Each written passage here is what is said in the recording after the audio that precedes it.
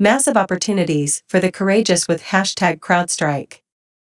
Due to the rising shift to centralized cloud-native applications and the strong demand for generative AI, CrowdStrike still has a ton of positive momentum going forward. It is therefore not surprising that the non-cancellable remaining performance obligation has increased to $3.6 billion, with a fantastic net retention percentage of 125.3%, as long as consumers continue to be extremely loyal. The management of CrowdStrike deliberately capitalized on the high interest rate environment and expanding cash hoard to produce $30.19 million in net interest income in the most recent quarter. As more cross-sales happen and as more customers sign up for numerous cloud module subscriptions, the business is likely to experience operating scale benefits.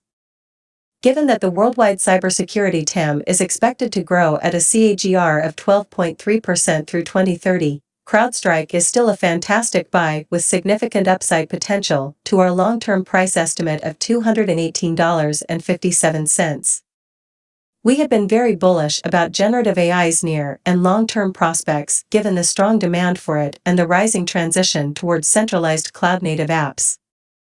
With CrowdStrike announcing stellar FQ2/24 earnings and annual recurring revenues of $2.93 billion, plus 7.3% quarter-over-quarter / plus 36.9% year-over-year, it seems as though our optimism has been validated for the time being. The increased GAAP gross margins of 75%, minus 0.6 points quarter-over-quarter / plus 1.3 year-over-year, and increasing number of customers with numerous cloud module subscriptions suggest that consumer demand is also more than healthy. For instance, according to the most recent quarter's data from CrowdStrike, 63% of customers had 5 or more modules, plus 3 points quarter-over-quarter / plus 4 year-over-year, 41% had 6 or more, plus 1 points quarter-over-quarter / plus 5 year-over-year, and 24% had 7 or more, plus 1 points quarter-over-quarter / plus 4 year-over-year.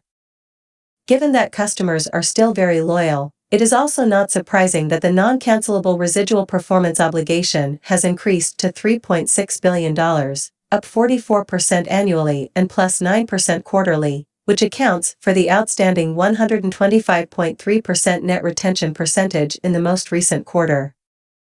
We are therefore not particularly concerned at this time, despite the fact that CrowdStrike has not yet shown positive GAAP profitability with operating margins of minus 2.1%, plus 0.7 points quarter-over-quarter / plus 6.9 year-over-year, in FQ2/24.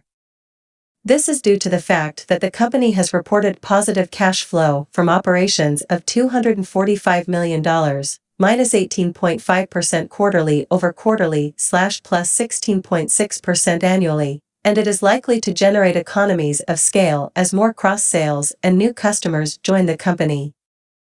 The management of CrowdStrike was also able to benefit from the elevated interest rate environment by producing $30.19 million of net interest income in the most recent quarter, plus 25% quarter-over-quarter / plus 2,071.9% year-over-year, thanks to the Fed's consistent hike and its excellent net cash of $2.42 billion, plus 11% quarter-over-quarter / plus 54.1% year-over-year.